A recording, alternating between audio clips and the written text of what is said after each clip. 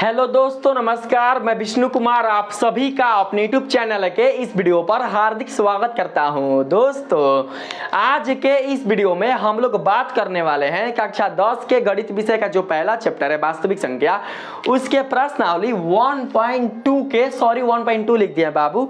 यहाँ पर 1.3 होगा ना, 1 आप लोग 3 समझ के रखिएगा।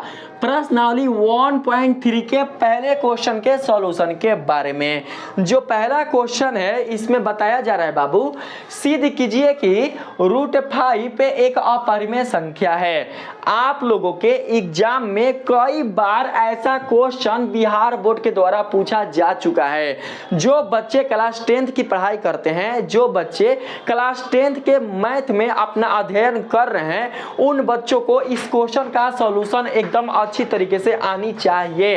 अगर वो बच्चा इस क्वेश्चन का सॉल्यूशन अच्छी तरीके से नहीं कर पाएगा तो उसका 3 नंबर का जो ये मार्क्स है वो छूटना ही है एग्जाम में। 3 नंबर का बाबू ये क्वेश्चन आपके एग्जाम में पूछे जाते हैं।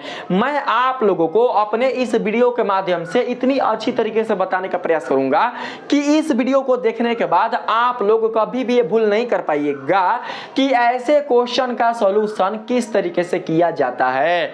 तो आइए बिना देर किए स्टार्ट करते हैं अपने आज के इस वीडियो क्लासेस को। दोस्तों, यहां पर हम लोग क्या करेंगे, सबसे पहले लिखेंगे हल। यहां पर बाबू आप लोग हल लिख लेना।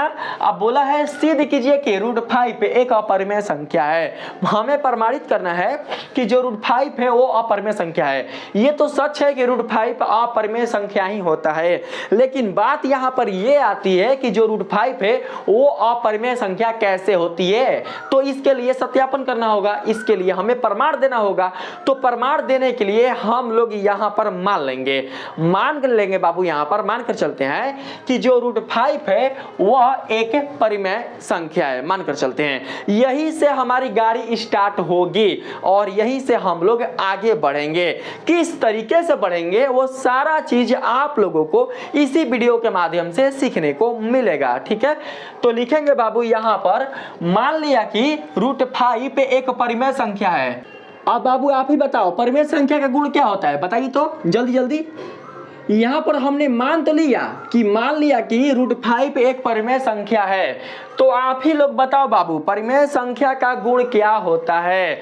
तो बाबू परिमेय संख्या का जो गुण है वो ये होता है कि इसका अंश और हर दोनों पूर्णांक होता है। मतलब हर वो संख्या जिसका अंश और हर पूर्णांक हो, जिसके हर में क्यू का जो मान हो बिल्कुल भी 0 के बराबर ना हो, उस संख्या को परिमेय संख्या कहा जाता है।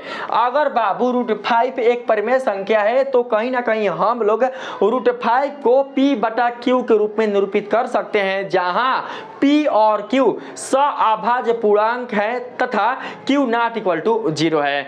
तो उसे हम लोग यहां पर ऐसे लिख लेंगे, ठीक है। तो बाबू देखिए ऐसे लिखेंगे, पहले हम लोग यहां पर लिख लेंगे P/Q ऐसे, इसलिए P/Q बराबर में क्या होगा बाबू √5 पे। अरे भैया जब ये परिमेय संख्या है तो इसको परिमेय संख्या के बराबर करो, यानी परिमेय संख्या कौन होगा P/Q। ऐसे नहीं लिख सकते हैं। परिमेय संख्या का गुण क्या होता है P/Q, जहां P और Q पूर्णांक होने चाहिए और Q ≠ 0 होनी चाहिए। इसलिए P/Q है वो √5 के तुल्य आ चुका। इतना हमने कर दिया, ठीक है। अब बाबू क्या करते हैं, यहां पर लिख लेते हैं। क्या लिखेंगे बताओ भैया। यहां पर बाबू आप लोग लिख लीजिएगा, जहां P और Q सअभाज्य पूर्णांक है। जल्दी बताएंगे बाबू आप लोग, सअभाज्य पूर्णांक किसे कहते हैं, जल्दी। सअभाज्य पूर्णांक क्या होता है, अरे पूर्णांक छोड़ो ना, सअभाज्य संख्या किसे कहते हैं बताता हूं, आप लोग ध्यान से सुनिएगा। अगर पता है तो ठीक है, नहीं पता है तो समझिएगा बाबू। सअभाज्य संख्याएं ऐसी संख्याएं होते हैं जिनका एक के अतिरिक्त कोई भी उभयनिष्ठ गुणनखंड नहीं होता है। अर्थात वैसी दो संख्याएं जिनका एक से अधिक कोई भी उभयनिष्ठ गुणनखंड नहीं होता, उन्हें ही सअभाज्य संख्या कहा जाता है बाबू। जैसे कि हम यहां पर ले लेते हैं 5, ठीक, एक ले लेते हैं 7 अगर हम इन दोनों का गुणनखंड करें तो क्या होगा, इसका गुणनखंड होगा 5 गुना 1, इसका गुणनखंड होगा 7 गुना 1, इन दोनों में उभयनिष्ठ क्या है, ओनली फॉर 1। तो दोस्तों देख सकते हैं इन दोनों संख्याओं में जो उभयनिष्ठ गुणनखंड है वो केवल 1 है, इसलिए ये दोनों संख्याएं क्या कहलाएंगे, ये दोनों संख्याएं सअभाज्य संख्याएं कहलाएंगे। अगर हम इसी में ले ले 11 को, तो 11 का गुणनखंड करते हैं, क्या होगा 11 गुना 1, तीनों में क्या है उभयनिष्ठ, ओनली फॉर 1 है। तो बोल सकते हैं कि 5 7 11 ये तीनों ही क्या है, सअभाज्य संख्या है। ऐसे तो सअभाज्य के लिए दो ही संख्या को लिया जाता है, सह का मतलब होता है साथ में, अभाज्य का मतलब जिसका 2 से अधिक कोई भी उभयनिष्ठ गुणनखंड नहीं होता है। सारा चीज मैं आप लोगों को बता रहा हूं, आप लोग बिल्कुल भी मिस्टेक मत कीजिएगा समझने में, ठीक है। तो बाबू हमने बस उसी चीज को यहां पर मानकर चला है, पी और क्यू को मान लेते हैं कि P और Q में एक के अतिरिक्त कोई भी उभयनिष्ठ गुणनखंड नहीं है। P को तोड़िएगा तो आएगा P गुना 1 के रूप में, Q को तोड़िएगा तो आएगा Q गुना 1 के रूप में, मतलब कि एक के अतिरिक्त कोई भी उभयनिष्ठ गुणनखंड P और Q इन दोनों में नहीं है। अगर आगे चलेंगे और अगर बाबू P और Q में एक के अतिरिक्त अन्य दूसरा उभयनिष्ठ गुणनखंड मिल जाएगा तो हमारा माना हुआ जो कथन है वो गलत हो जाएगा, इसलिए बाबू हम ऐसा मानकर चले हैं, ठीक है। आगे देखते हैं क्या होता है। तो हमने लिखा जहां P और Q सअभाज्य पूर्णांक है, पूर्णांक हमने इसलिए लिखा क्योंकि बाबू हम P और Q को पूर्णांक में ही लेकर चले हैं। हाई पूर्णांक नहीं है, √5 जो है बिल्कुल भी पूर्णांक नहीं है, 1.5 है वो बिल्कुल भी पूर्णांक नहीं है। पूर्णांक किसको बोलते हैं, तो बाबू पूर्णांक पूर्ण अंक को बोलते हैं, जैसे कि 7 हो गया, 11 हो गया, 15 हो गया, जो पूरा अंक है उसी को पूर्णांक कहते हैं, समझ गए। जहां P और Q सअभाज्य पूर्णांक है, आगे लिखेंगे बाबू क्या, तथा, ऐसे तथा क्यूआ देखा ना, क्यूआ तथा Q नॉट इक्वल टू 0 है, इतना आप लोगों को लिखना होगा, है ना। तो बाबू आगे हम क्या कर सकते हैं, आगे लिख सकते हैं यहाँ पर इस प्रकार, ऐसे लिखेंगे, इस चाहे छोड़ सकते हैं, इस प्रकार मत लिखिए, यहाँ पर तो इसलिए हो ही गया है, यहाँ पर दिखा दीजिए निष्कर्ष निकालकर, ऐसे निष्कर्ष निकालकर दिखा दीजिए। देखो बाबू Q जब इधर जाएगा तो हो जाएगा P बराबर Q √5, ऐसे बस ऐसे हो जाएगा, ठीक है, ऐसे लिख लेंगे। और इसे हम लोग मान लेते हैं समीकरण 1, इसे मान लेते हैं समीकरण 1। अब बाबू यहाँ पर समीकरण 1 बना चुका है, हमें इस समीकरण 1 का वर्ग करना होगा। क्या करना होगा, वर्ग करना होगा। अब आप लोग कहिएगा कि सर वर्ग काहे करना होगा, क्योंकि बाबू हमें यहाँ पर √5 को 5 के रूप में चेंज करना है, इसलिए हम लोग वर्ग करेंगे, ठीक है। तो लिखेंगे यहाँ पर, चूंकि समीकरण 1 में दोनों तरफ वर्ग करने पर हाई हो जाएगा P² बराबर में ये हो जाएगा Q², मतलब ऐसे लिखो ना, √5 है ना, तो रूट हट जाएगा, डायरेक्ट लिख रहे हैं, डायरेक्ट रूट हट जाएगा तो हो जाएगा 5 बस, अब फिर हो जाएगा Q², ऐसे 5Q²। बाबू यहाँ पर आप लोग ध्यान से समझिएगा, मैंने आप लोगों को अभी जस्ट पिछला वीडियो में एक प्रमेय सिद्ध कराया था, उसमें मैंने आप लोगों को ये बताया था कि यदि अभाज्य संख्या है और इसके गुणनखंड में कोई अभाज्य संख्या आ रहा है तो कहीं ना कहीं उस अभाज्य संख्या से यह भाज्य संख्या विभाज्य होगा। बाबू देखो यहाँ पर हाई है P², अब P² बराबर है किसके, तो 5 × Q² के। यार हाई पता नहीं कि Q कितना होगा, Q का मान कितना है ये पता नहीं है, लेकिन इतना तो पता है ना कि अरे भाई हाई 5 है, 5, अरे ये कांस्टेंट है, ये तो बदलने वाला है ही नहीं, ये तो बिल्कुल भी बदलेगा ही नहीं, ये तो आपको पता है। तो बाबू जरा गौर करो, जरा सोचो कि 5 जो है वो कैसी संख्या है, 5 जो है वो किस रूप में है। बाबू देख सकते हो यहाँ पर 5 बाबू यहाँ पर गुणन के रूप में है, 5 गुना Q क्यू ए स्क्वायर। अगर पी स्क्वायर बराबर 5q स्क्वायर के है तो कहीं ना कहीं इसका मतलब ये हुआ कि 5q स्क्वायर का जो स्वरूप होगा वो होगा 5 गुना क्यू स्क्वायर के रूप में। 5 अद्वितीय है, अंकगणित के आधारभूत प्रमेय से आप 5 को निकाल नहीं सकते हैं। आप 5 साथ ही बाबू अभाज्य संख्या भी है। अगर 5 अभाज्य संख्या है तो कहीं ना कहीं जो पी स्क्वायर होगा वह 5 से विभाज्य होगा। अगर पी स्क्वायर के अभाज्य गुणनखंड में कोई संख्या अभाज्य के रूप में आई हुई है तो बाबू उस संख्या से जो पी स्क्वायर होगा वो विभाज्य होगा। तो हम लोग क्या करेंगे, यहां पर लिखेंगे चूंकि 5 पी स्क्वायर को विभाजित करता है। अब आप ही बताओ, लिख सकते हैं कि ना? बताओ, लिख सकते हैं? बताओ तो जल्दी, लिख सकते हैं कि ना? अरे देखो हेजा, मानकर चलते हैं 20 है, 20 ठीक है। हेजा लिख देते हैं 2 × 10, 2 × 10। तो क्या 20 बराबर 2 × 10 नहीं होगा? क्या हम ऐसे नहीं लिख सकते हैं, ऐसे 2 × 10? बताओ। अरे मानकर चलते हैं कि हमको पता नहीं है कि ये भाज्य है कि अभाज्य है। अरे ये तो भाज्य है, चलो हटाओ इसको। लेकिन है ये अभाज्य है ना? जब ये अभाज्य है तो कहीं ना कहीं इससे 20 विभाज्य होगा। ठीक उसी प्रकार से पी स्क्वायर 5 से विभाज्य होगा। अब समझ में आ गया होगा। तो लिखेंगे यहाँ 5 से पी स्क्वायर विभाज्य है। बाबू हमने इसे उतार लिया यहाँ पर, ठीक है। लिखना बहुत ही जरूरी है और हमने यहाँ पर बहुत ही छोटे रूप में लिखा हुआ है।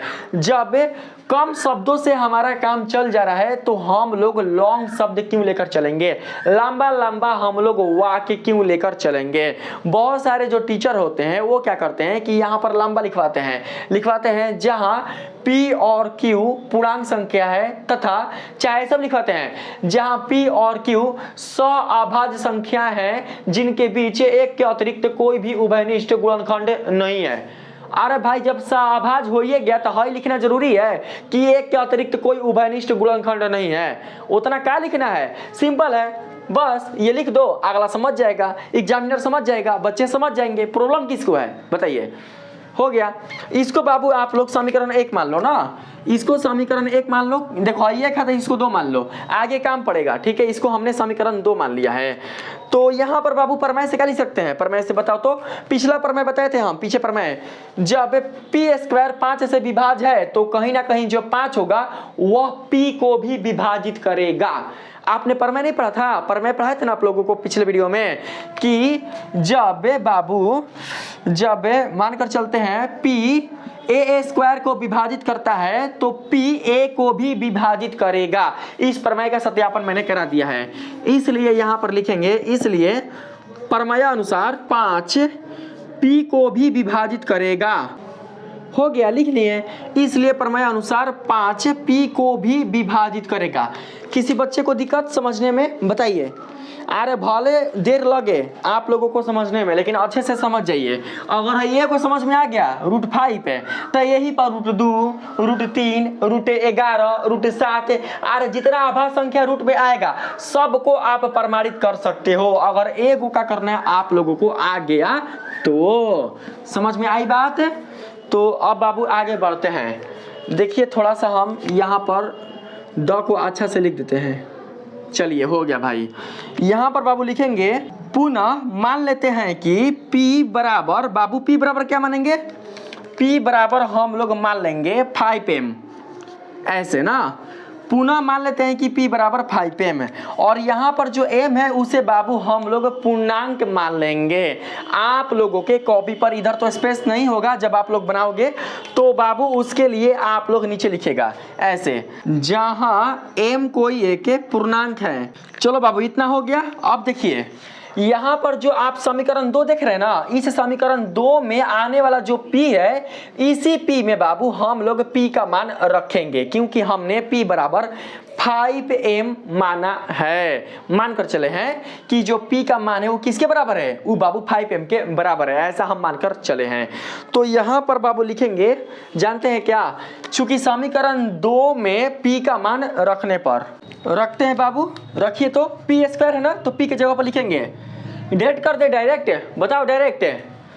अगर किसी बच्चे को दिक्कत होगा तो देख लीजिए आप लोग, चाहे डायरेक्ट करते हैं ना, डायरेक्ट P स्क्वायर है ना, तो बाबू है जब p बराबर 5m है 5m है तो p का स्क्वायर होगा तो 5m का भी स्क्वायर होगा तो कितना आ जाएगा 25 डायरेक्ट करते हैं 25 और फिर हो जाएगा m स्क्वायर बराबर में इधर कितना हो जाएगा इधर हो जाएगा 5 और फिर हो जाएगा q स्क्वायर। इसलिए ये जो 25 है वो 5 से कट जाएगा कितना बार में 5 बार में 25 5 से कटेगा तो बाबू यहाँ पर आ जाएगा 5m स्क्वायर बराबर में q का a स्क्वायर।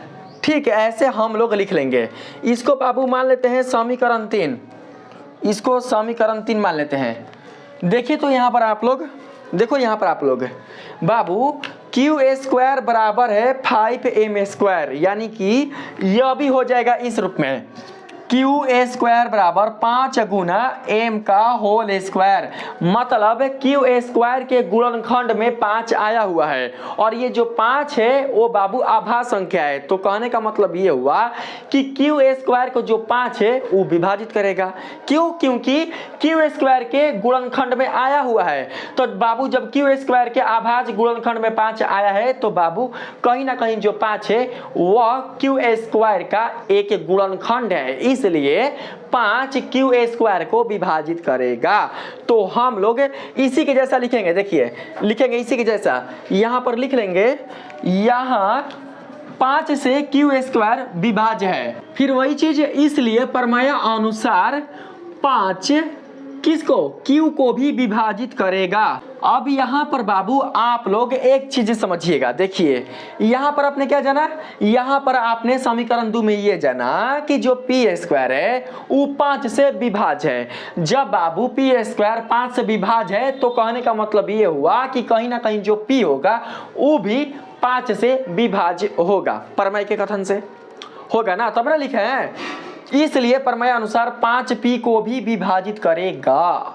ठीक उसी प्रकार से अगर q स्क्वायर 5 से विभाज्य है तो बाबू कहीं ना कहीं जो q होगा वो 5 से भी विभाजित होगा, यानी कि जो 5 होगा वह q को भी विभाजित करेगा।